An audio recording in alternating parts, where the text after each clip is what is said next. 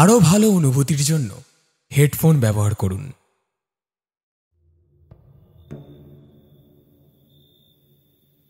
কনকনে শীতের রাত। জমিদার বাড়ির বিরাট ছাদে শাল মুড়ি দিয়ে বসে মদ্যপান করে চলেছে তরুণ আর অরুণ। এরা দুজনেই এই গ্রামের সেরা পালোয়ান। জমিদার বাবুর বিশেষ লাঠিয়াল এবং দেহরক্ষী। এদের কাজ রাতের বেলায় জমিদার বাড়ির ছাদ এবং ওপরতলার কিছু অংশে পাহারা দেওয়া। বলা বাহুল্য, এরা এদের কাজ মন দিয়ে করে না, তাই রাতের বেলায় সবাই ঘুমিয়ে পড়লে এরা লুকিয়ে লুকিয়ে মদ্যপান করে। তরুণ অরুণ উভয়ই ভালো মতো করে জানে এই গ্রামের প্রত্যেকেই ওদের জমের মতো ভয় পায়। ওরা যে বাড়ি পাহারায় থাকবে সেই বাড়ির ত্রিসীমানায় কেউ বদমতলব নিয়ে আসতে চাইবে না। তাই নিশ্চিন্ত হয়ে রাতের বেলায় শরীর গরম করার জন্য রোজই এই দুই ভাই সবার চোখের আড়ালে মদ্যপান করে।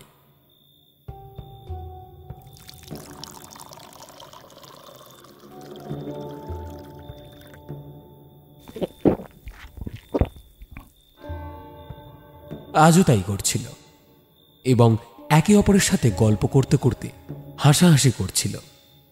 এমন সময় ওদের গল্পে বাঁধা পড়ল। অন্দর থেকে একটা ছুম ছুম শব্দ ওদের কানে ভেসে এলো।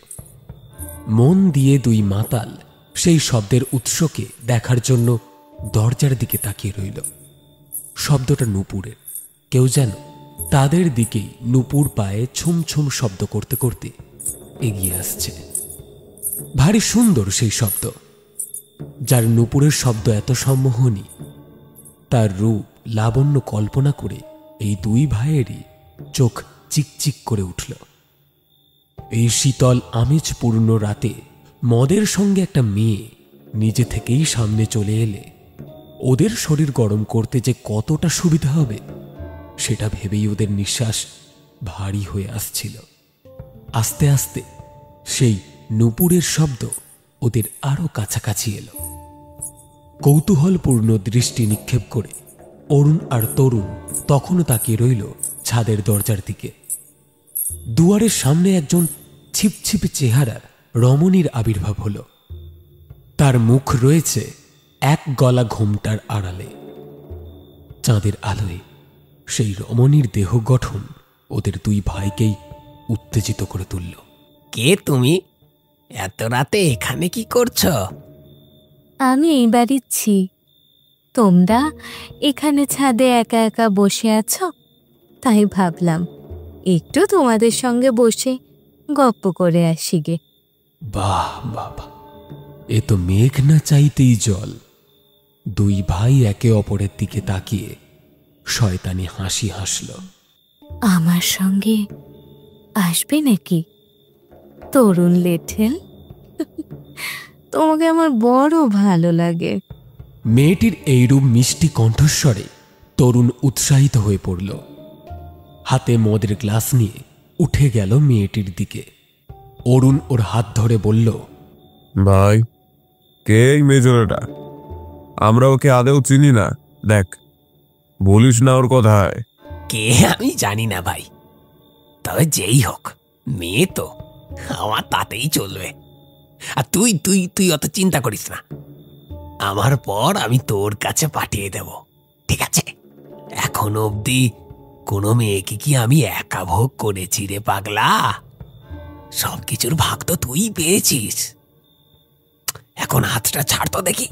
ভাইয়ের হাত ছাড়িয়ে তরুণ মেয়েটির কাছে যেতেই সে তার নরম ঠান্ডা হাত তরুণের গালে রাখল। সেই হাতের নরম ছোঁয়ায় তরুণ লেঠেলের বুক কেঁপে উঠল। আস্তে আস্তে মেয়েটি তরুণের হাত ধরে বাড়ির অন্দরে নিয়ে গেল। এই ব্যাপার দেখে অরুণের খুব রাগ হল। মেয়েরা তরুণ লেঠেলকে বেশি পছন্দ করে, কিন্তু কেন? ওরা তো দুই ভাই, দেখতেও অনেকটা একই রকম। চেহারা ছবিও ওদের ভিন্ন নয়। কোনো দিক থেকেই ওরা কেউ কারোর চেয়ে কম যায় না। তাহলে মহিলা মহলে তরুণের প্রভাব এত বেশি কেন? রাগের চোটে এক চুমুকে নিজের গ্লাসের মদটুকু একেবারে শেষ করে দিল অরুণ।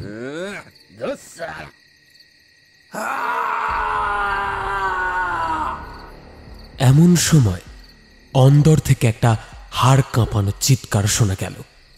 কি ব্যাপার? এ তো তরুণের গলার স্বর। ধড়মড় করে উঠে দাঁড়ালো অরুণ। দাদার কোনো বিপদ হলো না তো? ওই মেয়েটা কি দাদার কোনো ক্ষতি করলো? কে ওই মেয়েটা? আর এই জমিদার বাড়িতে রাত দুপুরে একটা গলা ঘোমটা দিয়েই বা সে ঘুরছিল কেন? এই বাড়িতে তো এমন কোনো নিয়ম নেই যে বাড়ির পরিচারিকাদের এক গলা ঘোমটা দিয়ে ঘুরতে হবে। তাছাড়া এখানের সমস্ত পরিচারিকাকেই তো ওরা চেনে। তাহলে মেয়েটা? মদের নেশায় প্রথমে এত কথা ওর মাথায় আসেনি। এখন দাদার মর্মান্তিক চিৎকার শোনার পর এই সব কিছু ভেবেই অরুণ তাড়াতাড়ি অন্দরে প্রবেশ করতে গেল। এমন সময় অন্দরের মধ্যে একজন নারী কণ্ঠের তীব্র হাসির শব্দ শোনা গেল। সেই হাসির শব্দে প্রবল রাগ মিশে রয়েছে। আচমকা সেই হাসির শব্দ থেমে গেল। তৎক্ষণাৎ অরুণের পায়ের কাছে ছুঁড়ে ফেলে দেওয়া হলো একজন মানুষের দেহ। ভয়েতে অরুণ চমকে দুপা পিছিয়ে এলো। চাঁদের আলোয় নিচু হয়ে সে দেখল মাটিতে পড়া মানুষটা আর জীবিত নেই এবং সেই দেহটা ওর দাদা তরুণের। ঘাড় মটকানো অবস্থায় ওর পায়ের কাছে মরে পড়ে রয়েছে। কিন্তু দাদাকে কে এইভাবে হত্যা করল? এই বিরাট শরীরটাকে অন্দর থেকে ছুঁড়ে ফেলার সাধ্যি কার আছে? প্রবল দুঃখে আর রাগে হুঙ্কার দিয়ে অরুণ অন্দরের দিকে তাকিয়ে প্রশ্ন করল, কে তুই? সাহস থাকলে সামনে আয়। আমার দাদার এই অবস্থা করে তুই আমার হাত থেকে বেঁচে যাবি ভেবেছিস? সালার ডাইনির বাচ্চা, ভেতর থেকে বেরিয়ে আয়। সাহস থাকলে বেরিয়ে আয়। এমন সময় ওর পিছন দিক থেকে আবার নুপুরের শব্দ পাওয়া গেল, সঙ্গে একটা খিলখিল করে হাসির শব্দ। নিজের পিঠে ঠান্ডা শীতল হাতের স্পর্শ অনুভব করল অরুণ। ওর মাথায় বিন্দু বিন্দু ঘাম হচ্ছে। ধীরে ধীরে পিছন ফিরে দেখল সেই কিছুক্ষণ আগে দেখা মেয়েটি নিঃশব্দে তার পিছনে দাঁড়িয়ে রয়েছে। মেয়েটি ঠিক তেমনভাবে এক গলা ঘোমটা দিয়ে ওর সামনে দাঁড়িয়ে। কম্পিত স্বরে অরুণ রমণীকে জিজ্ঞাসা করল, তুমি কে? রমণী এবার নিজের ঠান্ডা হাতে সরু সরু আঙুলগুলো দিয়ে অরুণের বুকে আঁকি বুকি কাটতে লাগলো আর বলল, সে কি, আমায় চিনতে পারছো না কেন? সেদিন অতক্ষণ আমার সাথে রইলে, আমায় মনের সুখে ভোগ করলে, আর এখন তুমি আমাকেই চিনতে পারছো না? এই বলে মহিলা নিজের মুখের ঘোমটা আস্তে আস্তে উপরের দিকে তুলল। মহিলার মুখ দেখে অরুণের চোখ ঠিকরে বেরিয়ে এলো। এই যে সেই মেয়ে, কিন্তু এটা কি করে হতে পারে? ওরা তো নিজের হাতেই সেই মেয়েটাকে। অরুণ ভয়েতে নিজের বাকশক্তি হারালো। শরীরের সব শক্তি জড়ো করেও সে একটা পা তুলতেও পারল না। হাসতে হাসতে সে মেয়েটি এবার তার সরু সরু হাতের আঙুলগুলো দিয়ে চেপে ধরল অরুণের গলা। অরুণ ছটফট করতে করতে অনুভব করল তার পা ধীরে ধীরে মাটি ছেড়ে শূন্যে উঠে যাচ্ছে। অনেক চেষ্টা করেও কিছুতেই সে ওই আঙুলের বন্ধন থেকে নিজেকে মুক্ত করতে পারছে না। মেয়েটির মুখে তখনও হাসি লেগে। অরুণের মুখের করুণ অসহায় ভাব দেখে মেয়েটি প্রবল আনন্দ পেয়েছে। এরপর অরুণের ঝুলন্ত দেহ সে ছাদের একেবারে ধারে নিয়ে গিয়ে শূন্যে তুলে ধরে নিজের দুই হাতের বাঁধন থেকে অরুণকে মুক্ত করল। কর্ণভেদী চিৎকার করে অরুণ সেই 5 তলা জমিদার বাড়ির ওপর থেকে একেবারে নিচে গিয়ে পড়ল। একে একে আমি তোমাদের সবাইকে শেষ করব। আমার বদলা আমিই নেব। কাউকে ছাড়বো না আমি, কাউকে না, কাউকে ছাড়বো না। মেয়েটির পৈশাচিক হাসি এবং বিভৎস রূপ ধীরে ধীরে হাওয়ায় মিলিয়ে গেল।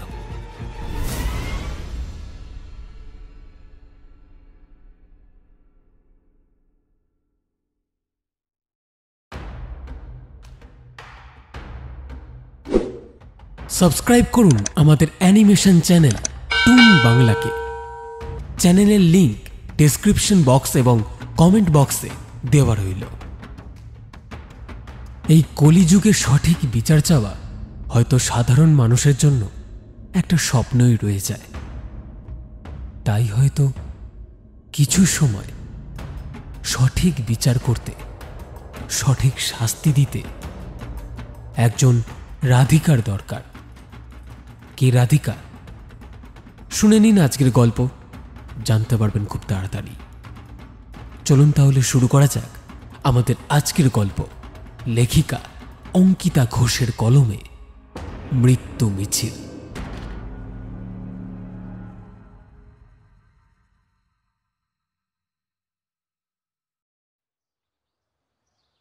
বাবু, আপনার জন্য চিঠি এইছে রাঘবগড় থেকে। সকালের চা খেতে খেতে বাড়ির বারান্দায় বসেছিল অমিতাভ। রাঘবগড় থেকে আসা চিঠির কথা শুনে বেশ চমকে উঠল সে। সেখান থেকে তো কারুর চিঠি আসার কথা নয়। বাবা তাকে ত্যাগ করেছেন বহু বছর আগে, এমনকি মাকেও তার সঙ্গে সম্পর্ক রাখতে দেওয়া হয়নি। তাহলে কে কে তাকে রাঘবগড় থেকে চিঠি লিখল? হাত থেকে চায়ের পেয়ালাটা নামিয়ে চাকরের হাত থেকে চিঠিটা নিয়েই পড়তে শুরু করল রাঘবগড়ের জমিদার পুত্র শ্রী অমিতাভ চৌধুরী। চিঠিটা তার মায়ের লেখা। প্রিয় পুত্র অমিতাভ, পত্র লেখারও তো নিয়মকানুন আমার জানা নেই, তাই যতটা পারছি সহজভাবে লিখে তোমাকে জানাচ্ছি। কয়েকদিনের মধ্যেই তোমাকে রাঘবগড়ে ফিরতে হবে। তোমার পিতার মনে হচ্ছে তিনি আর বেশি দিন বাঁচবেন না, তাই নিজের রাগ ক্ষোভ ভুলে তিনি তোমাকে ডেকে পাঠিয়েছেন। উনি নিজেই চিঠি লিখতেন, কিন্তু ওনার অবস্থা একেবারেই ভালো না। উনি তোমার হাতেই জমিদারির ভার অর্পণ করে মুক্তি লাভ করতে চান। যত শীঘ্র সম্ভব তুমি চলে এসো। আগামী বৃহস্পতিবার আমি বাড়িতে একটা পুজোর ব্যবস্থা করেছি, গৃহশান্তির পুজো। আমি আশা করব সেই পুজোর সময় তুমি আমাদের সঙ্গে উপস্থিত থাকবে। আরেকটা কথা তোমাকে বলা হয়নি, তোমার পিতার দুজন শ্রেষ্ঠ লেঠেল অরুণ আর তরুণের কথা আশা করি মনে আছে তোমার। কয়েকদিন আগে ওদের রহস্যজনক মৃত্যু হয়েছে আমাদেরই বাড়িতে। বাকি কথা তুমি এলে বলবো। এখনই পত্রপাঠ মাত্রই তুমি এখানে আসার চেষ্টা করো। এটি শ্রীমতী পদ্মরানী চৌধুরী। পুনশ্চ এই চিঠিতে তোমার মাতৃ আজ্ঞা লিপিবদ্ধ করা হলো। আশা করি তুমি সেই আজ্ঞা পালন করবে। তরুণ অরুণের মৃত্যুর খবর পেয়ে অমিতাভ একটু চমকেই উঠল। ওদের দুই ভাইকেও একেবারে পছন্দ করত না। বাবার যত কুকর্মের সঙ্গী ছিল ওই দুই লেঠেল। প্রজাদের উপর অত্যাচার করা, প্রজাদের মারধর করে খাজনা আদায় করা, অতিরিক্ত সুদে টাকা দিয়ে সময়ের আগেই তাদের জমি দখল করা, এই সব এই দুই ভাই মিলেই করত। তাই এদের দুজনের মৃত্যু হয়েছে শুনে অমিতাভ খুশি হল। কিন্তু তার শক্ত সামর্থ্য বাবার এমন কি হল যার ফলে সে এরকম অসুস্থ হয়ে পড়লেন যে নিজের চিঠিটুকু নিজেই লিখতে পারছেন না। চিঠি পড়া মাত্রই অমিতাভ রাঘবগড়ে যাবার ব্যবস্থা শুরু করল। তার মনে পড়ে গেল সেই দিনের কথা, যেদিন এক বিরাট সাংস্কৃতিক অনুষ্ঠানে গান গাওয়ার সময় সে তার পিতার কাছে ধরা পড়ে যায়। সেই দিন বাবা বলেছিলেন, জমিদার পুত্র হয়ে যেখানে সেখানে গান গেয়ে বেড়ালে আমি তোমাকে ত্যায্য পুত্র করব। আমার ছেলে হয়ে তুমি জমিদারি না সামলে এরকম ভাবে গান গেয়ে গিয়ে উড়ে উড়ে বেড়াবে, তা আমি সহ্য করব না। আমার বাড়িতে কত বড় বড় গাইয়ে নাচিয়ে এনে আমি তাদের দিকে পয়সা ছুঁড়ে দিই, তারা সেই পয়সা কুড়িয়ে আমার ইশারায় নাচ গান করে, আমি যা বলি তাই করে। আমার ছেলে কোথায় আমার মতো দাপুটে হবে তা না, সে গাইয়ে হতে চায়। আমার বাড়িতে এসব চলবে না। তোমরা জমিদাররা এভাবে পয়সা ছুঁড়ে দিয়ে কোনো শিল্পীকে অপমান করো না, বরং নিজেদেরই অপমান করো। তোমরা কি মনে করো সবাই টাকার জন্য শিল্প চর্চা করে? শিল্পী নিজের জন্য শিল্প চর্চা করে, আমিও তাই করছি। তাহলে বাড়ি বসে শিল্প চর্চা করো, চারটে লোকের মাঝে গিয়ে আমার নাক কাটাচ্ছ কেন? আমার নামে বাঘে গরুতে এক ঘাটে জল খায়, আর তোমার জন্য সবাই আমার পিছনে হাসবে, সে আমি মেনে নেব না। আমি আমার সঙ্গীত এই চার দেয়ালের মধ্যে আবদ্ধ রাখতে চাই না। আমি চাই লোকে আমার গান শুনুক, আমার গলার প্রশংসা করুক। তাহলে বেরিয়ে যাও আমার বাড়ি থেকে। সেই দিনই রাঘবগড় থেকে বহির্ভূত করা হয়েছিল জমিদার বংশের একমাত্র পুত্র অমিতাভ চৌধুরীকে। তখন থেকেই সে তার নিজের দাদুর বাড়িতে গিয়ে উঠে গেল। সেখানেই সে শিল্পচর্চা করে চলে এবং দাদুর উৎসাহে পরবর্তীকালে নিজের সঙ্গীতের মাধ্যমে দেশের বিভিন্ন বড় বড় জায়গায় সঙ্গীতানুষ্ঠানের মধ্যমণি হয়ে ওঠে। সবাই তার একবার দর্শন পেলেই তখন ধন্য হয়ে যায়। তার নাম এখন তার পিতার মতো কেবল রাঘবগড়ে সীমাবদ্ধ নেই। সফল হওয়ার পর অমিতাভ অনেকটা অভিমানী ঠিক করেছিল আর সে পিতার কাছে কোনোদিন ফিরে যাবে না। কিন্তু আজ মাতৃ আজ্ঞা অবমাননা করার সাহস তার আর হল না। শীঘ্রই সে রওনা দিল রাঘবগড়ের উদ্দেশ্যে। উজ্জ্বল প্রভাতে রাঘবগড়ের রাস্তায় পালকি করে এগিয়ে চলেছে অমিতাভ চৌধুরী। সবুজ ক্ষেত, জলপূর্ণ পুষ্করিণী, রং বেরঙের পাখির কলতান, মিষ্টি ঠান্ডা হিমেল বাতাস, এঁকে বেঁকে চলা চেনা গ্রাম্য মেঠো পথ আজ অনেক দিন পর দেখছে সে। সামনের রাস্তাটা দুটি ভাগে বিভক্ত হয়েছে দেখে অমিতাভ পালকি চালকদের বলল, তোমরা বাঁ দিকের রাস্তা দিয়ে পালকি নিয়ে চলো। তার এই কথা শুনে একজন বলে উঠল, সেই পথ দিয়ে জমিদার বাড়ি পৌঁছতে আরো বেশি সময় লাগবে। এটা শুনে সে আবার বলল, লাগুক, সেখানে আমার বিশেষ দরকার আছে। তার কথা মতোই পালকি চালক পালকি বাঁদিকে ঘুরিয়ে সেই পথে এগিয়ে গেল। কিছুক্ষণ পর অমিতাভ দেখল সামনে সেই ছোট্ট বাড়ি। ছোটবেলায় এই কুটিরে সে লুকিয়ে লুকিয়ে কতই না যাতায়াত করেছে। এখানেই থাকত ওর প্রাণের সখী রাধিকা। পালকি থেকে মুখ বের করে সেই মেয়েটিরই খোঁজে এদিক ওদিক চাইল অমিতাভ। মনে মনে হাসল, তারপর ভাবল, সে কি এখনো এখানে থাকে? হয়তো ওর বাবা এতদিনে ওর বিয়েই দিয়ে দিয়েছে। এখনো মনে পড়ে যায় এই গ্রাম ছেড়ে যাওয়ার দিন, রাধিকার সেই করুণ মুখটার কথা। ওর দিকে তাকিয়ে রাধিকা নিঃশব্দে অনুরোধ করেছিল যাতে অমিতাভ ওকে ছেড়ে না যায়।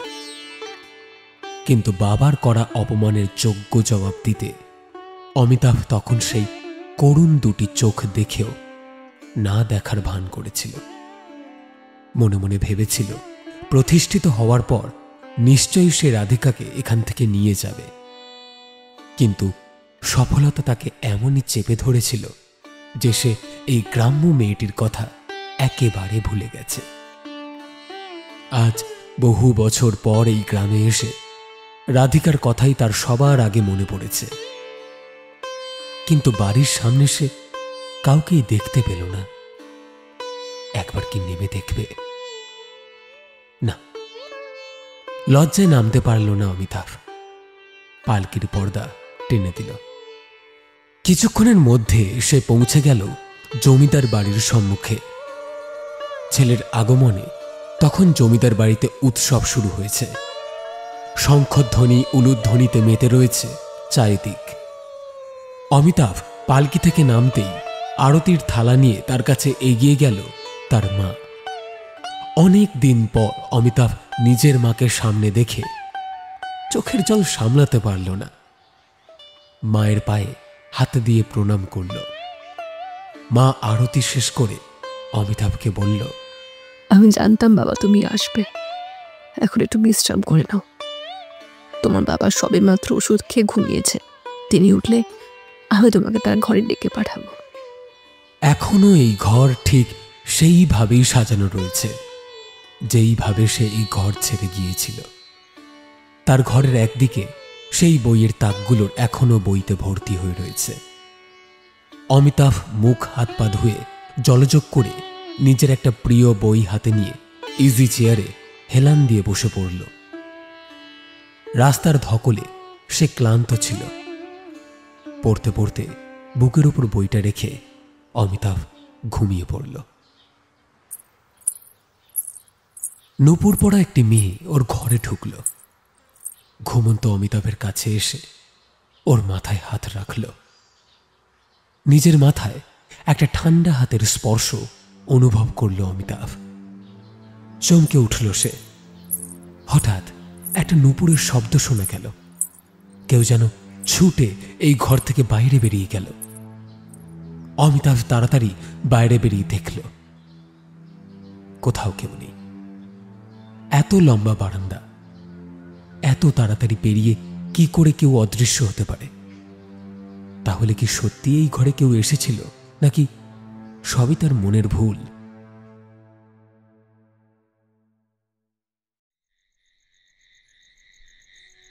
সন্ধেবেলা জমিদার বাবুর ঘরে প্রবেশ করে অমিতাভ পিতাকে শয্যাশায়ী অবস্থায় দেখল। কবিরাজ মশাই পিতাকে দেখতে এসেছেন। অমিতাভ নিজের শক্ত সমর্থ পিতার একটা খারাপ অবস্থা একেবারেই কল্পনা করেনি। বাবার শরীর খারাপটা সে অত্যন্ত স্বাভাবিকভাবেই নিয়েছিল, কিন্তু তার বাবা যে একেবারে মরণাপন্ন রোগী তা ভাবতেও পারেনি। পালঙ্কের দিকে এগিয়ে সে বাবার পাশে গিয়ে বসল। বাবা ছেলের দিকে তাকিয়ে এক দৃষ্টিতে চেয়ে রইলেন। জমিদার বাবুর দৃষ্টি অত্যন্ত অসহায় মনে হল। এমন সময় ভুবন কবিরাজ জমিদারের নাড়ি ধরে আক্ষেপের ভঙ্গিতে মাথা এপাশ ওপাশ করালেন। যাওয়ার সময় তিনি অমিতাভকে বলে গেলেন যে তার পিতার কাছে আর বেশি সময় নেই। অমিতাভ বাবার বুকের উপর হাত রেখে তার কাছে মুখ নিয়ে গিয়ে জিজ্ঞাসা করল, বাবা, আপনার কি খুব কষ্ট হচ্ছে? তুমি এসেছো বাবা, তুমি এসেছো। জমিদার অমর প্রতাপ একবার উঠে বসবার চেষ্টা করলেন, কিন্তু ব্যর্থ হলেন। দমকা কাশি থামিয়ে ছেলের দিকে তাকিয়ে কাতর স্বরে বললেন, তোমার সাথে আমি অন্যায় করেছিলাম, তার জন্য পিতা হয়েও আমি তোমার কাছে করজোড়ে ক্ষমা চাইছি বাবা। আমি সারা জীবনে অনেক অন্যায় করেছি, জোর করে খাজনা আদায় করেছি, নিরীহ প্রজাদের ওপর অত্যাচার করেছি, মেয়ে মানুষকে নিয়ে নয় ছয় করেছি, এমনকি বিয়ে করে নিজের স্ত্রীকেও কম যন্ত্রণা দিইনি। শেষ অবধি নিজের ছেলেকেও ত্যাগ করেছি। এই জন্যই আজ আমার এই দশা। আমার মা আমার নাম রেখেছিলেন অমর প্রতাপ, কিন্তু আমার কৃতকর্মের জন্য আজ আমার প্রতাপ শেষ হতে চলেছে। আমি চাই এই জমিদারির ভার এখন থেকে তুমি নাও। এই জমিদার বংশ কোনোদিনও কারোর মঙ্গল করেনি, কিন্তু আমি জানি তুমি এই বংশের সুপুত্র। তুমি জমিদারি নিজ হস্তে নিলে মানুষজনের তাতে মঙ্গল হবেই। প্রজারা সুখে শান্তিতে থাকতে পারবে। তাই আমি এই ভার তোমার ওপর দিয়ে যেতে চাই। তুমি নিজের ইচ্ছে মতোই জমিদারি সামলিও, আর কোনোদিন কারো সঙ্গে অন্যায় করো না বাবা। এরকম কেন বলছেন বাবা? আপনাকে আমি ভালো ডাক্তার দেখাবো, আপনি আপনি খুব তাড়াতাড়ি সুস্থ হয়ে যাবেন। এ যে সামান্য অসুস্থতা নয়, আমার এই অবস্থা আমার পাপের বোঝার জন্য হয়েছে। কিছু কিছু পাপ থাকে যার জন্য অনুশোচনা করলেও সেই পাপের শাস্তি ভোগ করতেই হয়। কোনোভাবেই সেই পাপের প্রায়শ্চিত্ত সম্ভব হয় না। আমি আজ সেই শাস্তি ভোগ করছি বাবা। সবে তো অরুণ আর তরুণ মরেছে, এখন এই অভিশাপের প্রভাবে অনেকেই আরো প্রাণ হারাতে চলেছে। কিসের অভিশাপ বাবা?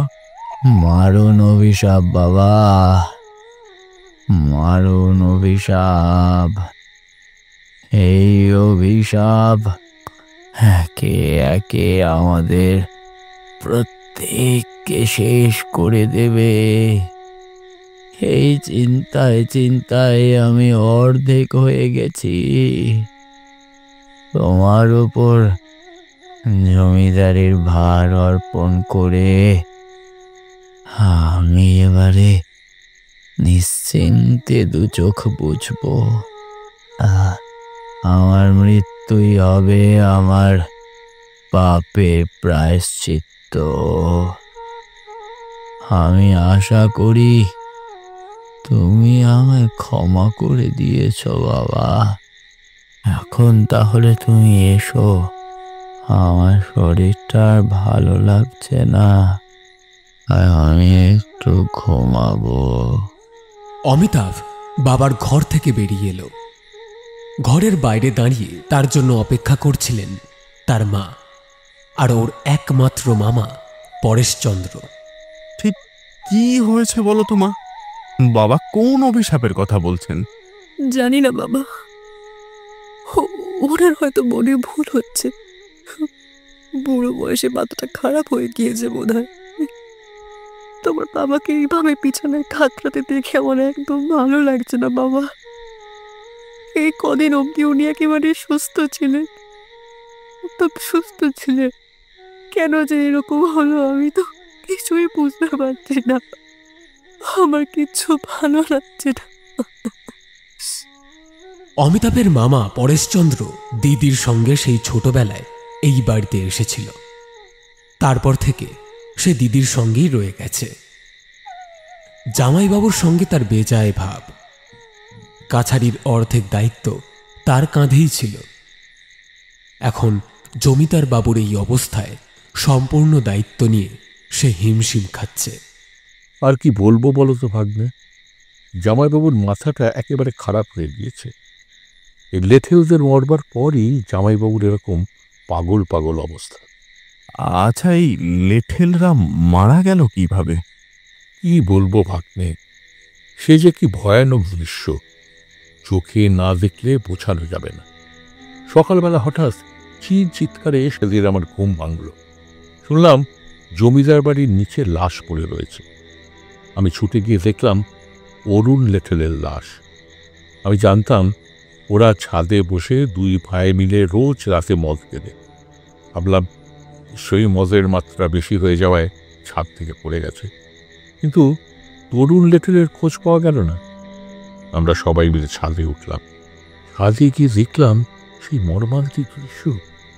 অরুণ লেটেলের ঘাটটা একপাশে বটকে দেওয়া হয়েছে, ও জিভটা প্রায় 1 হাত বেরিয়ে এসেছে, চোখ একেবারে ঠিকরে বেরিয়ে পড়েছে কোটর থেকে, মুখে চোখে বিভৎস ভয়ের ছাপ। জামাইবাবু ওই দৃশ্য দেখেই জ্ঞান হারালেন। তারপর থেকেই উনি অসুস্থ। আমার কি মনে হয় যেন ভাগ্নে, জামাইবাবু নিজের দেহরক্ষীদের এই অবস্থায় দেখে নিজের নিরাপত্তার চিন্তায় অসুস্থ হয়ে পড়েছেন। রাতের বেলা খাওয়ার সময় অমিতাভ তার মাকে জিজ্ঞাসা করল, আচ্ছা মা, নিমাই জেঠুদের খবর পাও? জমিদার গিন্নি খেতে খেতে চমকে উঠলেন। নিজেকে সামনে নিয়ে বললেন, আজ হঠাৎ অন্যদের কথা জিজ্ঞেস করছো কেন তুমি? হ্যাঁ, আর কেউ না জানুক মা, তুমি তো জানো আমি কেন ওদের কথা জিজ্ঞাসা করছি। আজ ওদের বাড়ির সামনে দিয়ে এলাম, ওদের কাউকে দেখতে পেলাম না। তুমি ওই দিক দিয়ে কেন এসেছো? হ্যাঁ, সেটা আমার প্রশ্নের উত্তর হলো না মা। তোমার প্রশ্নের কোনো উত্তর হয় না। তোমাকে আমি বারবার বারণ করেছিলাম ওদের সাথে মিশবে না, কিন্তু তুমি তুমি ছোটবেলা থেকেই আমার একটা কথাও শোনো না। রাধিকা আমার বন্ধু ছিল মা, ওকে আমি ভালো। কি বলছোটা কি? হ্যাঁ, মুখ সামলে কথা বলবে। এই বাড়িতে ওদের নাম মুখেও আনবে না। তোমার বাবা কতবার করে বারণ করেছিলেন ওই ছোট জাতের সঙ্গে খেলাধুলা করবে না, মিশবে না, কিন্তু কে শোনে কার কথা? ওই মেয়েটার পাল্লায় পড়েই তো তুমি সেই জমিদারি ছেড়ে গান বাজনায় মন দিয়েছিলে। ভালো হয়েছে, এখন সে বিদায় নিয়েছে। চমকে উঠল অমিতাভ। বিদায় হয়েছে মানে? এখন ওই মেয়ে এখানে থাকে না, শুনেছি কোথাও নাকি পালিয়ে গেছে। সে কি পালিয়ে গেছে মানে? আমি অত কিছু জানি না। দেখো বাবা, যা হয়ে গেছে তা হয়ে গেছে, এবার ভুলে যাও। আর ওদের সঙ্গে কোনো সম্পর্ক রাখার কোনো প্রয়োজন নেই। তুমি চলে যাওয়ার পর তোমার বাবার সঙ্গে ওদের খুব ঝামেলা হয়েছিল, তার উপর মেয়ে পালিয়ে যাওয়ার পর ওদেরকে এক ঘরে করা হয়েছে। এখন আর আগ বাড়িয়ে ওদের সঙ্গে আলাপ আলোচনা করার কোনো দরকার নেই। মনে রাখবে, আর কয়েকদিন পর থেকে কিন্তু জমিদারি সম্পূর্ণ ভার তোমার ওপর, সবটা তোমাকেই সামলাতে হবে, তাই এসব ভুলে যাও। মায়ের কথা শুনে অমিতাভর মনটা বসে গেল। আর কিছু খেতে ইচ্ছে করল না তার। অসম্পূর্ণ খেয়েই সে নিজের ঘরে চলে গেল।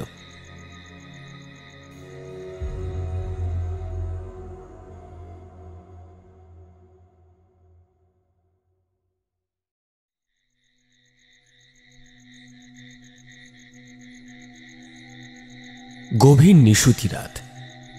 অমিতাভ গভীর ঘুমে আচ্ছন্ন। ওর খাটের পাশের জানলাটি খোলা রয়েছে। সেখান থেকেই আসন্ন শীতের ঠান্ডা শীতল বাতাস ঘরে প্রবেশ করছে। জানলা বন্ধ করে শুলে অমিতাভর শ্বাসকষ্ট হয়, তাই ঘুমানোর সময় সে দরজা বন্ধ করলেও ঘরের সব জানলা খোলা থাকে। জানলা থেকে চাঁদের আলো অমিতাভের মুখের উপর পড়ছে। হঠাৎ ঘুমের মধ্যেই ওর কেমন একটা অস্বস্তি হলো। বারে বারে ওর মুখে পড়া চাঁদের আলোর সামনে কেউ যেন দাঁড়িয়ে পড়ছে। আবছা ঘুমের মধ্যে আলো ছায়ার খেলা আমাদের বন্ধ চোখও অনুভব করে। নিজের চোখ খুলল অমিতাভ। ওর দৃষ্টি প্রথমেই পড়ল খাটের পাশের জানলাটার দিকে। জানলার বাইরের দৃশ্য দেখে অমিতাভর হাড় হিম হয়ে গেল। বাইরে কেউ জানালার শিক ধরে দাঁড়িয়ে রয়েছে। সেই মূর্তির উন্মুক্ত চুল দেখে বোঝা যাচ্ছে এটা কোনো নারী মূর্তি। অমিতাভ সেই দৃশ্য দেখে ধড়মড় করে উঠে বসতেই সেই মূর্তিটি নিমেষের মধ্যে অদৃশ্য হয়ে গেল। অমিতাভ খাট থেকে নেমেই ছুটে গেল জানলার দিকে। উঁকি মেরে দেখল বাইরে কেউ নেই। ঘুম তখনও কাটেনি ওর, তাই এই ঘটনার ভয়াবহতা অনুভব করতে ওর কিছুক্ষণ সময় লেগে গেছে। হঠাৎ ওর মনে পড়ল একটা কথা। ওর ঘর তো 3 তলায়। কোনো স্বাভাবিক মানুষ কি 3 তলার ওপর হাওয়ায় ভেসে জানলার সামনে দাঁড়িয়ে থাকতে পারে? গায়ে কাঁটা দিয়ে উঠল ওর। এমন সময় ওর কানে ভেসে এলো একটা নূপুরের শব্দ। চমকে উঠল। এই শব্দটা আসছে ঘরের বাইরের বারান্দা থেকে। অমিতাভ দরজা খুলে এগিয়ে গেল বারান্দার দিকে। কই, কেউ তো কোথাও নেই, কিন্তু এখনো স্পষ্ট শোনা যাচ্ছে সেই নূপুরের শব্দ। অমিতাভ সেই শব্দ অনুধাবন করতে করতে এগিয়ে গেল। কোথা থেকে আসছে সেই শব্দ? শব্দ শুনতে শুনতে অমিতাভ বাড়ির বাইরে চলে এলো। চাঁদের আলোয় সেই নূপুরের আওয়াজ লক্ষ্য করে বাড়ির বাইরের বাগানে এসে দেখতে পেল আম গাছের তলায় একজন মেয়ে পিছন ফিরে দাঁড়িয়ে রয়েছে। নূপুরের শব্দ এখন আর হচ্ছে না, তার পরিবর্তে যুক্ত হয়েছে একটা করুণ কান্নার স্বর। অমিতাভের মনে হলো এই মেয়েটা বাড়ির কোনো পরিচারিকা, কিন্তু এত রাতে এই বাগানে ঘুরে বেড়াচ্ছে কেন? একবার মনে হলো তাকে প্রশ্ন করা উচিত, কিন্তু পর মুহূর্তে অমিতাভ ভাবল এত রাতে কোনো মহিলার সঙ্গে বাগানে কথা বলতে দেখলে অন্যরা তাকে ভুল বুঝবে। এমনিও এই জমিদার বাড়ির পুরুষদের কেউ বিশ্বাস করে না। তাই মেয়েটিকে বিরক্ত না করে অমিতাভ ঘরে ফিরে এলো। কলসি থেকে এক গ্লাস জল নিয়ে খেয়ে ঘরের সমস্ত বাতি জ্বালিয়ে দিল। তারপর চুপ করে বসে ভাবতে লাগলো এই কিছুক্ষণ আগে দেখা বিভীষিকার কথা। এই মধ্যে অমিতাভর ঘুম চলে এলো। সকাল হওয়ার সঙ্গে সঙ্গেই ওর মনের দোলাচল কেটে গেছে। হয়তো এতটা পথ যাত্রা করার জন্যই সে গতকালে সব অদ্ভুত স্বপ্ন দেখেছে। মন থেকে এইসব ব্যাপার ঝেড়ে ফেলে তাড়াতাড়ি স্নান সেরে পুজোর জন্য সৌধ বস্ত্র পরিধান করে তৈরি হয়ে নিল সে। ভোরবেলায় এই বাড়ির প্রধান পুরোহিত শ্রী অম্বিকানন্দন চট্টোপাধ্যায় চলে এসেছেন। খুব তাড়াতাড়ি শুরু হবে পুজো। জমিদার গিন্নি জমিদার মশাইয়ের কাছে এসে জিজ্ঞাসা করলেন, বলছি আপনি কি পুজো যাবেন না?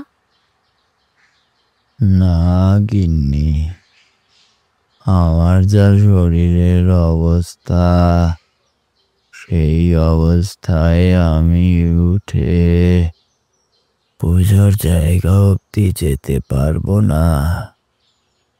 তোমরা পুজো সেরে নিয়ে আমাকে না হয় প্রসাদ দিয়ে যেও। জমিদার গিন্নি ঠাকুর ঘরে চলে গেলেন। প্রথম প্রহরের শুভ লগ্নে শুরু হলো জমিদার বাড়ির গৃহ শান্তির পুজো। জমিদার মশাই নিজের ঘরে চুপ করে শুয়ে রইলেন। পুজোর ঘরের শঙ্খধ্বনি ওনার কানে আসছিল। এমন সময় ওনার ঘরের বাইরে শোনা গেল ছুন ছুন করে নূপুরের শব্দ। কোনো মহিলা এগিয়ে এলো তার ঘরের দিকে। আস্তে আস্তে জমিদার বাবুর ঘরের দরজা খুলে গেল। জমিদার বাবু চোখ বন্ধ করেই বললেন, কি হলো গিন্নি, আবার কি ভুলে গেলে? বারে বারে পুজোর ঘর থেকে বেরিয়ে আসা তো ঠিক নয়। মন দিয়ে পুজো শেষ হওয়া অবধি অপেক্ষা করো, এত যাওয়া আসা করো না। কি হলো, চুপ কেন তুমি? বলো। কি বলবো জমিদার বাবু? ঠান্ডা গলার স্বরে জমিদার অমর প্রতাপ চৌধুরী চমকে উঠলেন। এ তার স্ত্রীর গলা নয়। তাহলে এই সময় তার ঘরে কে ঢুকল? আস্তে আস্তে তিনি চোখ খুললেন। দেখলেন তার বুকের উপর মুখ নামিয়ে এক দৃষ্টে তার দিকে তাকিয়ে রয়েছে একটি মেয়ে। চিৎকার করার চেষ্টা করেও গলা দিয়ে একটা আওয়াজও বেরোল না জমিদারের। সামনে বসে থাকা রমণী আস্তে আস্তে জমিদার বাবুর মুখে মুখ এনে ফিস ফিস করে বলল, আজ আমি তোকে শেষ করতে এসেছি রে। আস্তে আস্তে ওদের সবাইকে তোর কাছে পাঠাবো। তুই চিন্তা করিস না যেন।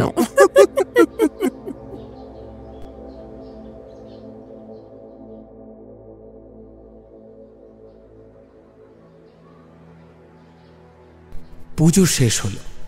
প্রথম দিকে কোনো অসুবিধা না হলেও শেষে যখন হোম শুরু হলো তখন বাধা পড়ল। কত চেষ্টা করার পরও কিছুতেই হোমের কাঠে আগুন জ্বালানো গেল না।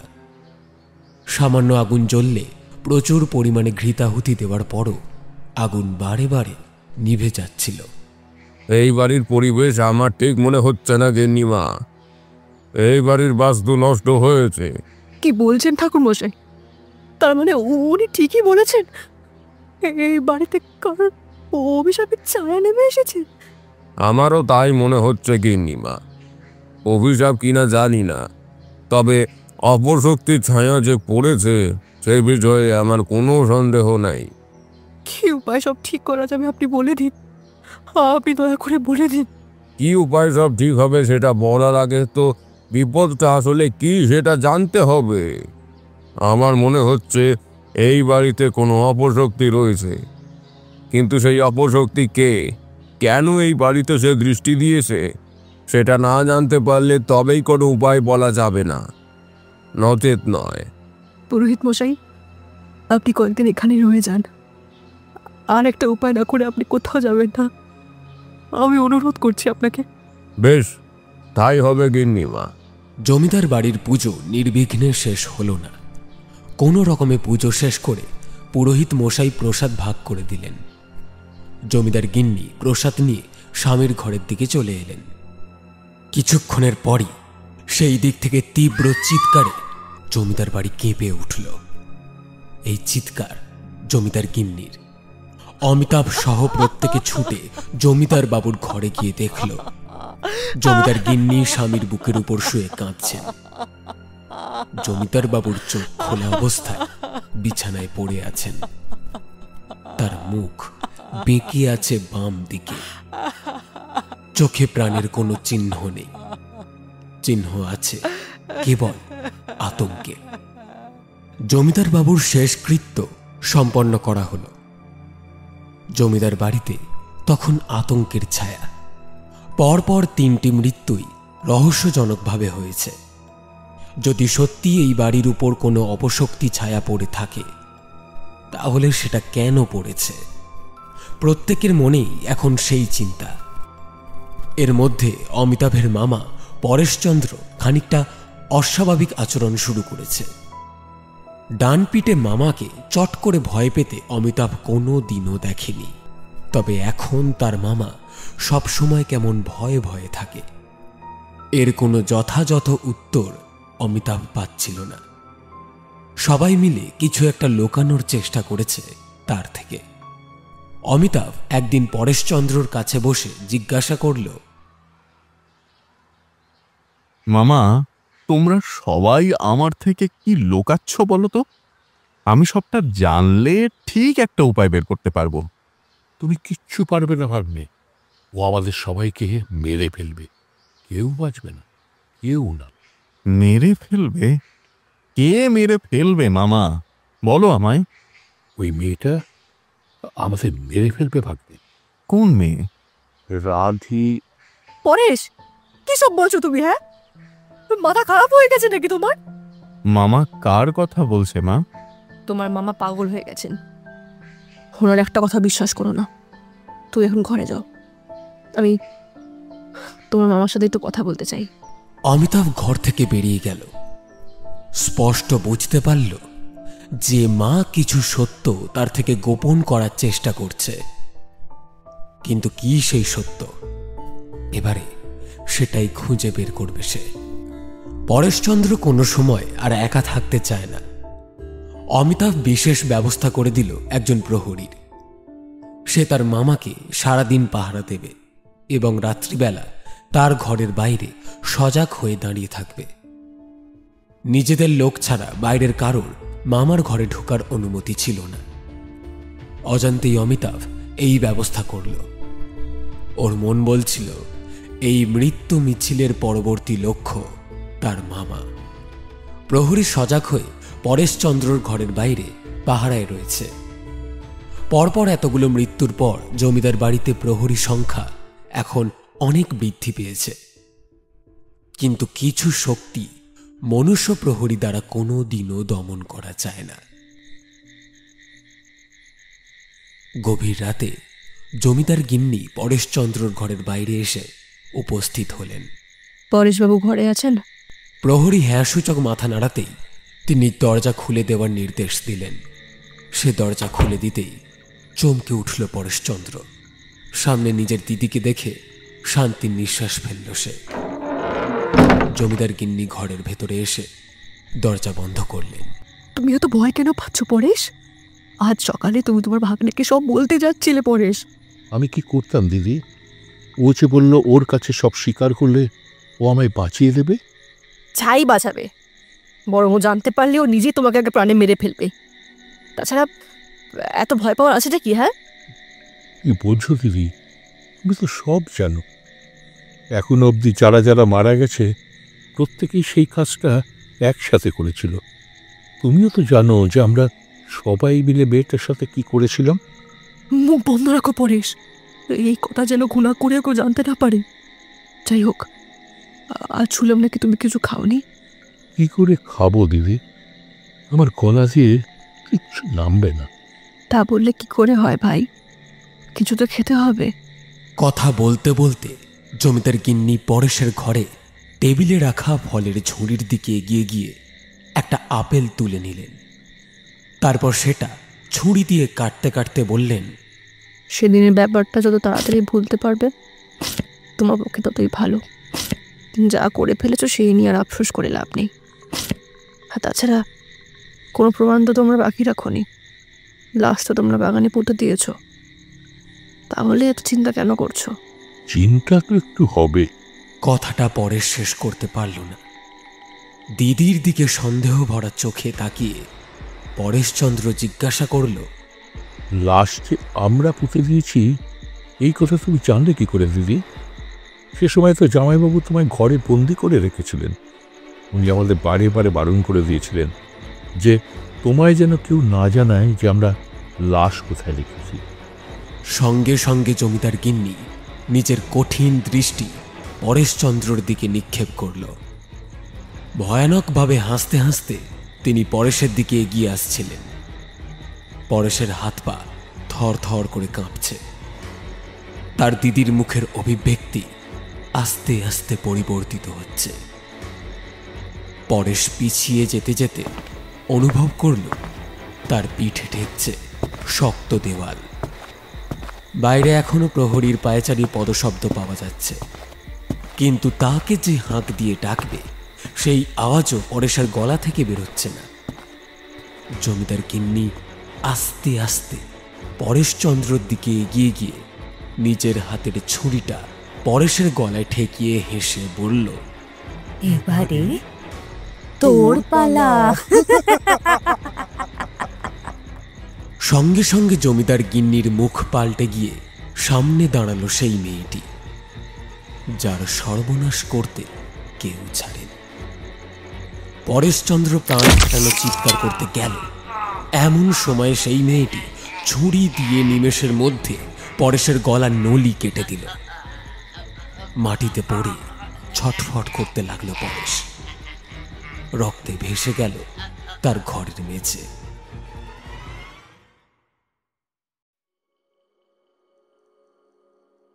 জমিদার গিন্নি নিজের ঘরে বসে ভাবছিলেন যে এইভাবে ভাইকে একা রাখা ঠিক হবে না। যে পাপ জমিদার মশাই করেছিলেন সেই পাপের ভাগীদার পরেশচন্দ্রও বটে। তাকে এবারে নজরে নজরে না রাখলে পরের মৃত্যুটা তারই হবে। জমিদার গিন্নি তাড়াতাড়ি উঠে ঘর থেকে বেরিয়ে ভাইয়ের ঘরের সামনে এসে প্রহরীকে জিজ্ঞাসা করলেন, পরেশবাবু ঘরে আছেন? প্রহরী বিস্ফারিত দৃষ্টিতে জমিদার গিন্নির দিকে তাকিয়ে থাকে। তাকে এমন করে তাকিয়ে থাকতে দেখে জমিদার গিন্নিও অবাক হয়ে যায়। তাকে প্রশ্ন করে বসে তার অবাক হওয়ার কারণ নিয়ে।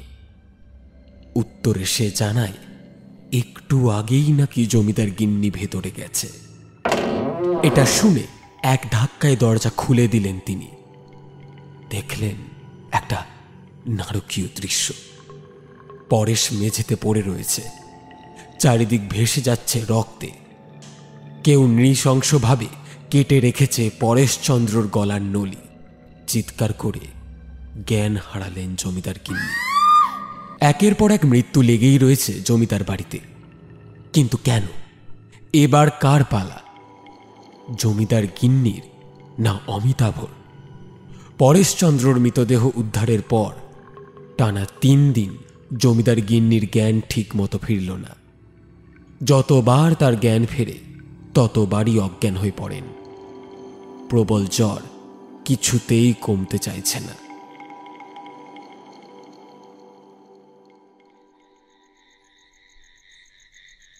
পুরোহিত মশাই অমিতাভকে ডাকলেন।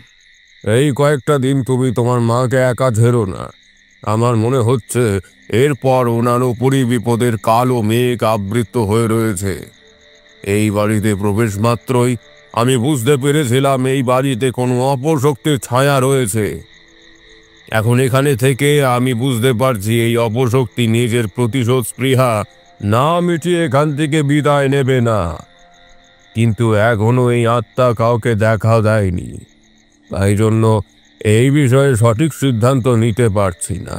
আমার মনে হয় সেই আত্মা শুধুমাত্র আমায় দেখা দিয়েছে।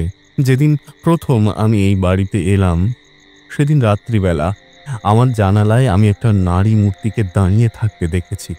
আপনি তো জানেন আমার ঘর 3 তলায়, ওখানে কারোর পক্ষে কি দাঁড়িয়ে থাকা সম্ভব? তারপর আমি একটা নূপুরের শব্দ পেয়ে বাইরে বেরিয়ে আসি। বাড়ির বাইরে বাগানে এসে আমি আম গাছের তলায় একজন নারী মূর্তিকে দাঁড়িয়ে থাকতে দেখেছি, যদিও তার মুখ দেখিনি। কিন্তু এখন আমার খুব সন্দেহ হচ্ছে যে সেই নারী হয়তো কোনো মানুষ ছিল না। আমার মনে হচ্ছে এই আত্মা তোমাকে কিছু জানাতে চাইছে। কিন্তু আমায় কেন? আমি তো এখানে বহু বছর ছিলাম না। হয়তো সেই আত্মা তোমায় চেনে, বুঝতে পারছে না এখনো। যাক, তুমি চিন্তা করো না, মায়ের শরীরের যত্ন নাও। আস্তে আস্তে সব ধোঁয়াশা কেটে যাবে। হ্যাঁ ঠাকুর মশাই, অনেক রাত হলো, আপনিও এবার ঘুমিয়ে পড়ুন। রাতের অন্ধকারে অমিতাভ মায়ের ঘরে জেগে বসে আছে। ওর দৃঢ় বিশ্বাস এবারে সেই প্রেত তার মায়েরই ক্ষতি করবে, কিন্তু সে এটা হতে দেবে না। নিজের প্রাণ দিয়ে হলেও সে মাকে রক্ষা করবে। সারা রাত জেগে সে মায়ের ঘরে পায়চারি করছিল। এমন সময় বারান্দায় নূপুরের শব্দ শোনা গেল। কেউ যেন কাঁদতে কাঁদতে বারান্দার এক পাশ থেকে আরেক পাশে আসা যাওয়া করছে। অমিতাভ ঘর থেকে বেরোলো বারান্দায়। কেউ কোথাও নেই, তবুও নূপুরের শব্দ বেজেই যাচ্ছে। আগের দিনের মতোই অমিতাভ আস্তে আস্তে সেই নূপুরের শব্দ অনুধাবন করে ঘরের বাইরে বেরিয়ে এলো। এবারেও সেই শব্দ বাগানে এসে থামল। অমিতাভ দেখল আম গাছের তলায় মাথা নিচু করে বসে রয়েছে একটি মেয়ে। অমিতাভর গলা শুকিয়ে এলো সেই মেয়েটিকে দেখে। কোনো রকমে মেয়েটির দিকে এগিয়ে গেল সে। অমাবস্যার ঘন অন্ধকারে স্পষ্টভাবে তার মুখ দেখা যাচ্ছে না। অমিতাভ নিজের ভয়কে একপাশে সরিয়ে রেখে প্রশ্ন করল, কে তুমি? কি চাও আমাদের থেকে? কেন এই পরিবারের ক্ষতি করছো? মেয়েটি নিজের কান্না বন্ধ করে আস্তে আস্তে উঠে দাঁড়ালো অমিতাভর সামনে। মুখ তুলে চাইল অমিতাভর দিকে। আমার সাহায্য করবে? ঘন অন্ধকারে অমিতাভ কারুর মুখ দেখতে পেল না, তবুও এই গলার স্বরও চিনতে পেরেছে। ছোট থেকে এই কণ্ঠস্বরের মালকিনের সঙ্গে ওর প্রবল সখ্যতা ছিল। এই গ্রামে এসেই অমিতাভ যে মেয়ের খোঁজ করেছে সে এই মেয়ে। নিজের ভালোবাসার মানুষের কণ্ঠস্বর চিনতে ও কিছুতেই ভুল হতে পারে না। রাধিকা, তুমি? হ্যাঁ আমি। ওকে আমার কাছে এনে দাও, ওকে আমার কাছে এনে দাও। না হলে যে আমি মুক্তি পাবো না। ওকে আমার কাছে এনে দাও, আমায় মুক্তি দাও, আমায় মুক্তি দাও, আমায় মুক্তি দাও। কাকে তোমার কাছে এনে দেবো রাধিকা, বলো আমায়। আমি কিছু বুঝতে পারছি না, আমায় বলো তোমার কি হয়েছে, কোথায় তুমি? প্রশ্ন করতে করতে মাটিতে বসে পড়ল অমিতাভ। ওর কান্নার শব্দে পুরোহিত মশাই বাড়ির ভেতর থেকে বেরিয়ে এলেন। অমিতাভর থেকে সমস্ত ব্যাপার শুনে তিনি বললেন, শান্ত হও, যার জন্য তুমি কাঁদছো সে আর ইহজগতে নেই, সে মারা গেছে। আর তার অতৃপ্ত আত্মায় একে একে হত্যা করেছে তোমার বাড়ির সদস্যদের। মন শক্ত করো, এখন তাড়াতাড়ি আমাদের খুঁজে বার করতে হবে যে ওই মেয়ের সাথে কি হয়েছিল, কেন ওই কাজ করছে, আর এখন ও কাকেই বা ওর কাছে এনে দিতে বলছে। গিন্নিমাকে নিশ্চয়ই নয়, তাহলে তো সে তোমার কাছে তাকে এনে দেওয়ার কথা বলতো না, বাকিদের মতো নিজেই তোমার মাকে শেষ করে দিত। এবারে আমি এর শেষ দেখেই ছাড়ব। যদি কেউ রাধিকার ক্ষতি করে থাকে তাহলে তাকে তার কৃতকর্মের শাস্তি পেতেই হবে, সে আমার যত আপনই হোক।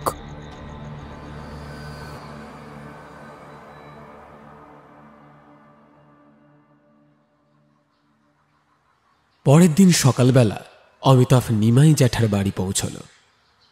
নিমাই ওকে দেখে রেগে গিয়ে প্রশ্ন করল, কি ব্যাপার, তুমি এখানে এসেছো যে? জেঠু, আমি রাধিকার ব্যাপারে কিছু কথা বলতে এসেছি। কি বলতে এসেছো তুমি? তোমার বাড়ির লোক তোমায় কিছু বলেনি? পুরো গ্রামই তো জানে আমার মেয়ে পালিয়ে গেছে। কবে পালিয়েছে? বেশ কিছুদিন আগে। কতদিন আগে? অত আমার মনে নেই, মাসখানেক হবে। আপনি আপনার মেয়ের খোঁজ করেননি? অনেক করেছি, খুঁজে পাইনি। কাউকে জানাননি কেন? তোমায় এত প্রশ্নের আমি উত্তর দেবো কেন হে ছোকরা? তোমার লজ্জা করে না? আমার মেয়েকে বিয়ে করার কথা দিয়ে বিয়ে করনি, আবার এখন তার খোঁজ করতে এসছো। আমার মেয়ে যে পালিয়ে তোমার কাছে যায়নি, তারপর তুমি ওকে গুম করে দাওনি, তার কি প্রমাণ আছে? হ্যাঁ, নিজের জমিদার বলে যা নয় তাই করবে। এই পাপের জন্যই তো তোমাদের বাড়ির একের পর এক লোক মরছে, তোমাদের তাও শিক্ষা হচ্ছে না। যাও যাও, আমার বাড়ি থেকে দূর হয়ে যাও। জেঠু, আমি শুধু এটুকু জানাতে এসেছিলাম যে আপনার মেয়ের জন্য আর অপেক্ষা করবেন না, সে আর বেঁচে নেই। নিমাই এক দৃষ্টে চেয়ে রইল অমিতাভর দিকে, কিন্তু তাকে কোনো কথা বলতে পারল না। অমিতাভ আর কথা না বাড়িয়ে নিমাইয়ের বাড়ি থেকে ফিরে এলো। এখন ওর মনে অনেক প্রশ্ন বাসা বেঁধে রয়েছে। রাধিকা যদি সত্যি বাড়ি থেকে পালিয়ে গিয়ে থাকে, তাহলে সে মরল কিভাবে? আর মরার পর এই বাড়িতে তার অতৃপ্ত আত্মাই বা কেন ঘুরছে? কেন জমিদার বাড়ির লোকেদের সে এক এক করে মেরে দিচ্ছে? সবকিছুই এখন ধোঁয়াশা। ঠাকুর মশাই, আমার বাবা মারা গেছে, মামা মারা গেছে, মা মৃত্যু শয্যায়, আমার ভালোবাসার মানুষ মারা গেছে, সে হত্যা হয়ে আমার বাড়িতেই ঘুরছে, অথচ আমি এত কিছু হওয়ার পরও কারোর জন্য শোক করতে পারছি না। রহস্যের জ্বর ছাড়াতে গিয়ে আমার এই পাগল পাগল অবস্থা হচ্ছে, কিছুতেই বুঝে উঠতে পারছি না এখন আমার কি করা উচিত। বুঝতে পারছি, কিন্তু এখন একটা উপায় ছাড়া আমি আর কোনো উপায় চোখে দেখতে পাচ্ছি না। কি উপায় ঠাকুর মশাই? এখন একমাত্র গিন্নিমা ছাড়া এই ব্যাপারে আমাদের আর কেউ সাহায্য করতে পারবেন না। এখন আমাদের ওনার জ্ঞান ফেরার অপেক্ষাই করতে হবে। তিনি নিশ্চয়ই কিছু জানেন। বহু ডাক্তার বদ্যি করার পর ধীরে ধীরে জ্ঞান ফিরল জমিদার গিন্নির। স্বামীর মৃত্যু এবং ভাতৃবিয়োগের আঘাত প্রচণ্ডভাবে মনে লেগেছিল তার। শরীর সেই ধাক্কা নিতে পারেনি।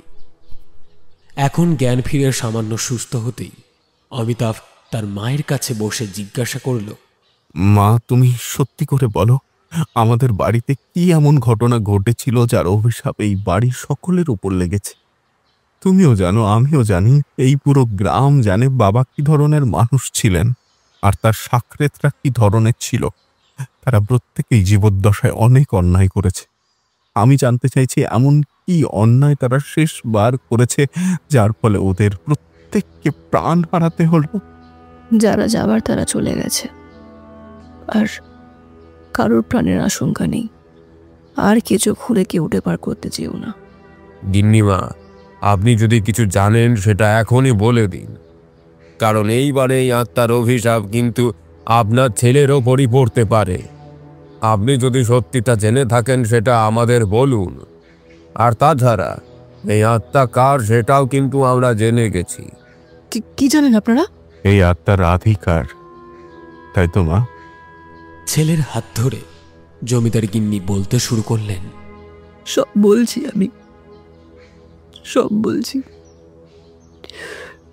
অমিতাভ, তুমি আমাকে এসে জিজ্ঞেস করেছিলে রাধিকার কথা। আমি বলেছিলাম রাধিকা পালিয়ে গেছে, কিন্তু আসল কথা সেটা নয়।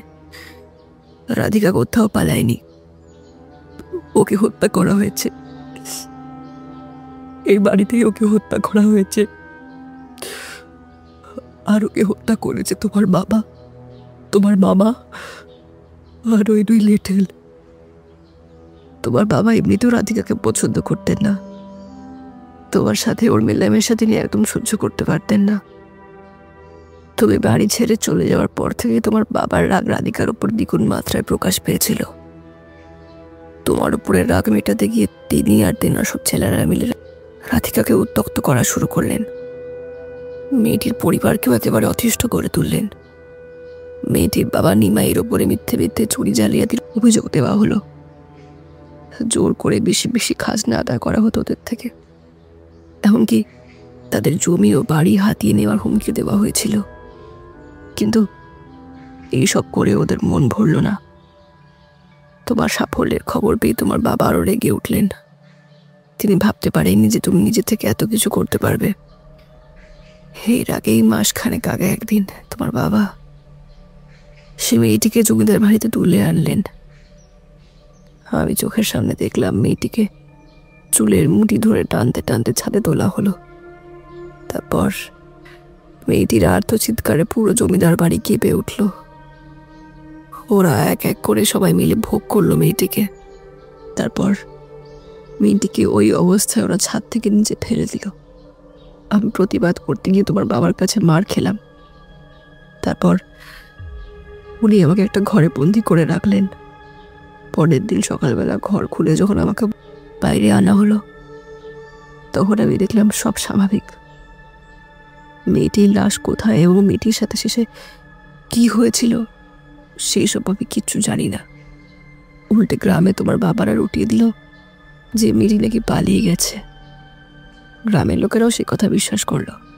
আমার মনে হয় এই ঘটনার পরে ওই 2 লিটলের মৃত্যু দেখে তোমার বাবা আন্দাজ করেছিলেন যে সেই মেয়ের অতৃপ্ত আত্মাই কাজটা করেছে। তাই শেষ মুহূর্তে উনি এইভাবে পাগলের মতো আচরণ করতেন। তুমি বিশ্বাস করো, আমার হাতে কোনোদিনও কিছু ছিল না। আমি বরাবরই তোমার বাবার অন্যায় কাজ সহ্য করে এসেছি। ছি মা, তোমার লজ্জা করেন? নিজে মেয়ে হয়ে তুমি একটা মেয়ের এই অনিষ্ট করতে দিলে। তুমি তো জানতে যে আমি রাধিকাকে কতটা ভালোবাসতাম, আর আমারই পরিবারের সকলে মিলে ওর সঙ্গে এইরকম করলো। তারপরও তুমি আমার থেকে ব্যাপারটা চেপে গেলে। এত স্বার্থপর তুমি। অমিতাভ, আমি একটা জিনিসকে শুধুই বুঝতে পারছি না। যদি সত্যি রাধিকাকে ওর বাড়ি থেকে তুলে নিয়ে আসা হয়, তাহলে ওর বাবা কেন সেটা স্বীকার করলো না? সে কেন বলল যে তার মেয়ে পালিয়ে গেছে? তার মেয়েকে যখন তুলে আনা হয়েছিল সে তো ওখানেই ছিল। আর তাছাড়া একটা জলজান্ত মেয়েকে তার বাড়ি থেকে তুলে আনা হবে আর আশপাশের লোক জানতে পারবে না, সেটা তো সম্ভব নয়। আমার মনে হচ্ছে এই কাজটা চুপে চাপে করা হয়েছে। এবারে আমিও বুঝতে পেরেছি রাধিকা আমায় কাকে ডেকে আনার কথা বলেছে। বাকি প্রশ্নের উত্তরও আমরা খুব তাড়াতাড়ি পেয়ে যাব পুরোহিত মশাই, যদি আমরা তাকেও এই বাড়িতে ডেকে আনি। আর একটুও দেরি না করে প্রহরীর সাহায্যে তুলে আনা হলো রাধিকার বাবা নিমাইকে। অমিতাভকে সামনে দেখে নিমাই প্রশ্ন করল, কি ব্যাপার? আমাকে এখানে এইভাবে নিয়ে আসার কারণ কি? আপনি তো সেদিন আমায় সব প্রশ্নের উত্তর দেননি। দিয়ে দিলেই আপনাকে আর এভাবে নিয়ে আসা হতো না। মায়ের কাছে শুনেছিলাম আপনার জমি জমা, বাড়ি, এমনকি পুকুর পর্যন্ত আমার বাবা মিথ্যে দলিলের সাহায্যে দখল করতে চেয়েছিলেন। তারপরও আপনি ওখানে রয়ে গেছেন কি করে? আপনার তো সমস্ত জমি জায়গা ছেড়ে দেওয়ার কথা। মোটেই না, জমিদার মশাই আমাকে তারপর সব ফিরিয়ে দিয়েছিলেন। কেন ফিরিয়ে দিলেন? তিনি কিসের বিনিময়ে সেই সব কিছু আপনাকে ফিরিয়ে দিয়েছিলেন? সত্যি কথা বলুন, নিজের মেয়েকে বিক্রি করে দিয়েছিলেন, তাই না? চমকে উঠল নিমাই। সচকিত দৃষ্টিতে তাকিয়ে রইল অমিতাভর দিকে।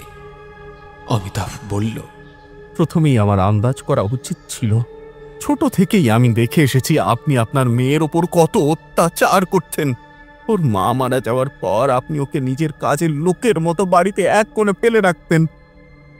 আপনি যে আপনার মেয়েকে ভালোবাসতেন না এটা আমি জানতাম, কিন্তু তা বলে নিজের মেয়েকে এইরকম নোংরা লোকদের হাতে বেঁচে দিয়ে মনের আনন্দে বসবাস করবেন সেটা ভাবতে পারিনি। কোনো প্রমাণ আছে তোমার আমার বিরুদ্ধে? যদি প্রমাণ না থাকে তাহলে তুমি আমার কোনো অনিষ্টই করতে পারবে না। আমি আপনার কোনো অনিষ্ট করব না, বরং সেই কাজ আপনার মেয়েই করবে। বেশিক্ষণ অপেক্ষা করতে হলো না। হঠাৎই নিমাই মাটিতে শুয়ে পড়ে ছটফট করতে লাগল। কোনো অদৃশ্য শক্তি যেন ওর চুলের মুঠি ধরে টেনে নিয়ে যাচ্ছে বাড়ির বাইরে। অমিতাভ এবং পুরোহিত মশাই সবাই বিস্ফারিত দৃষ্টিতে তাকিয়ে দেখছেন। সেই অদৃশ্য শক্তি নিমাইকে টেনে হিচড়ে বাড়ির বাইরে সেই আম গাছের সামনে নিয়ে এলো। তারপর আম গাছের ওপর থেকে নেমে এলো একটা ঝুলন্ত শিকড়। সেটা পেঁচিয়ে গেল নিমাইয়ের গলায়। আস্তে আস্তে নিমাইয়ের পা মাটি থেকে উপরের দিকে উঠতে লাগলো। ছটফট করতে লাগলো নিমাই। বাতাসে তখন তীব্র শীতলতা, চারিদিকে মৃদু ঝড় উঠল। নিমাইয়ের মরণার্তনাদ জমিদার বাড়ির চারিদিকে ছড়িয়ে পড়ল। মুখ থেকে লালা ঝরে পড়ল, জিভ বেরিয়ে এলো। তারপর ছটফট করতে করতেই তার পা স্থির হয়ে গেল। গাছ থেকে ঝুলন্ত নিমাইয়ের মৃতদেহ ঘড়ির পেন্ডুলামের মতন একবার বাম দিক আর একবার ডান দিকে দুলে চলল। অমিতাভর কানে এলো একটা নুপুরের শব্দ। ধীরে ধীরে আম গাছের সামনে একটা ছায়া মূর্তিকে দেখা গেল। সেই ছায়ামূর্তির রূপ একেবারেই বিভৎস নয়, বরং সরল সাদাসিধে গ্রামের মেয়ে রাধিকার অবিকল চিত্র। সেদিন রাতে আমার বাবা আমার খাবারের সঙ্গে কিছু একটা মিশিয়ে দিয়েছিল, সেটা খেয়ে তাই আমার খুব ঘুম এলো। ঘুম ভাঙলো যখন, তখন দেখলাম দুজন লোক আমায় পাঁজাকোলা করে নিয়ে এই বাড়িতে প্রবেশ করছে। আমি চিৎকার করলাম, কিন্তু কেউ আমার সাহায্য করলো না। আমার ছাদে নিয়ে গিয়ে ওরা সবাই আমার উপর অকথ্য অত্যাচার করল। তারপর আমায় ছাদের উপর থেকে নিচে ফেলে দেওয়া হলো। কিন্তু কথায় বলে মেয়ে মানুষের কই মাছের জান, অত উপর থেকে পড়েও আমার প্রাণ বের হয়নি। ওরা নিচে এসে আমায় জ্যান্ত দেখে আমাকে লাথি মেরে পাশে ছড়িয়ে দিল। তারপর তারা এই আম গাছের তলায় মাটি খুঁড়তে লাগলো। আমি আধমরা অবস্থায় বুঝতে পারছিলাম যে এইখানে আমাকেই পুঁতে ফেলবে ওরা, কিন্তু অসহায় ভাবে হাত পা ভাঙা অবস্থায় আমি কোণে পড়ে রইলাম। জ্যান্ত অবস্থায় নিজের মৃত্যু শয্যা দেখলে যে কি যন্ত্রণা হয় তা আমি বলে বোঝাতে পারবো না। যখন ওদের খোঁড়াখুড়ি শেষ হলো, তখন আমার চুলের মুঠি ধরে ওরা লাথি মেরে ফেলে দিল ওই গর্তে। তারপর আমার মুখের উপর মাটি চাপা দিতে লাগলো। হাত পা নাড়িয়ে যে বাধা দেব সেটুকুনি শক্তি ছিল না আমার মধ্যে। সম্পূর্ণ মাটি চাপার পরও অনেকক্ষণ আমি বেঁচে ছিলাম, ঈশ্বরের কত নাম নিলাম, কিন্তু কেউ আমার বাঁচাতে এলো না। শেষে তীব্র ঘৃণা ও রাগে আমি প্রতিজ্ঞা করলাম যে মরে যাওয়ার পর আমার অতৃপ্ত আত্মা আমার সমস্ত অপরাধীদের নিজের হাতে শেষ করবে। যতটা যন্ত্রণা আমি পেয়েছি ততটাই যন্ত্রণা দিয়ে আমি ওদের মারব, এবং তাই করেছি। মরে যাওয়ার পর আমি আমার অপরাধীদের প্রত্যেককে মেরেছি। শুধুমাত্র আমি এই বাড়ি থেকে বেরোতে পারছিলাম না, না হলে না সবার আগে আমি আমার নিজের বাবাকেই মেরে আসতো। এখন আমার কাজ ফুরিয়েছে, এই পৃথিবীতে আর আমার থাকা মানায় না। তুমি আমার মৃতদেহ উদ্ধার করে নিজের হাতে সৎকার করো, এতেই আমার আত্মা শান্তি পাবে। কথা শেষ করে অদৃশ্য হল রাধিকা। পরের দিন রাতে তার অবশিষ্টাংশ উদ্ধার করা হলো আম গাছের তলা থেকে। অমিতাভ পুরোহিত মশাইয়ের বিধিতে রাধিকার অন্তিম সংস্কার সাধন করল। জমিদার বাড়ির বাস্তু শোধন করা হলো। তারপর থেকে জমিদার বাড়িতে আর কোনোদিন রাধিকার নূপুরের শব্দ পাওয়া যায়নি মাঝরাতে তার করুণ ক্রন্দন ধ্বনি।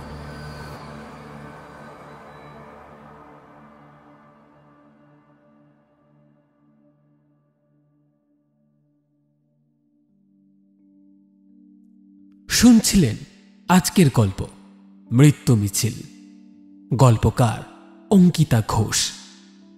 গল্প পাঠে তরুণ এবং চাকরের ভূমিকায় আমি সায়ন, অমিতাভ বিশ্ব, রাধিকা অঙ্কিতা, পদ্মরানী মহুয়া, অমর বাল্মীকি, পরেশ বিকাশ, নিমাই অভিক, অরুণ এবং পুরোহিত রূপঙ্কর। পর্ব পরিচালনা এবং গল্পের সূত্রধার আমি সায়ন। সমগ্র গল্পের আবহ সঙ্গীত এবং স্পেশাল এফেক্টসে সূর্য, পোস্টার ডিজাইনে মুরালি। আমরা অসংখ্য ধন্যবাদ জানাই আমাদের আজকের গল্পের লেখিকা শ্রীমতী অঙ্কিতা ঘোষকে আমাদের এই উদ্যোগে পাশে থাকার জন্য। কেমন লাগলো আমাদের আজকের গল্প জানান আমাদের কমেন্ট বক্সে। গল্পটি ভালো লেগে থাকলে লাইক এবং শেয়ার করতে ভুলবেন না। আমাদের গল্প নিয়মিত শুনতে হলে চ্যানেলটিকে সাবস্ক্রাইব করে রাখবেন। আবার একটি নতুন গল্প নিয়ে খুব শীঘ্রই হাজির হচ্ছি আমরা। ততক্ষণের জন্য বি সেফ, স্টে কানেক্টেড।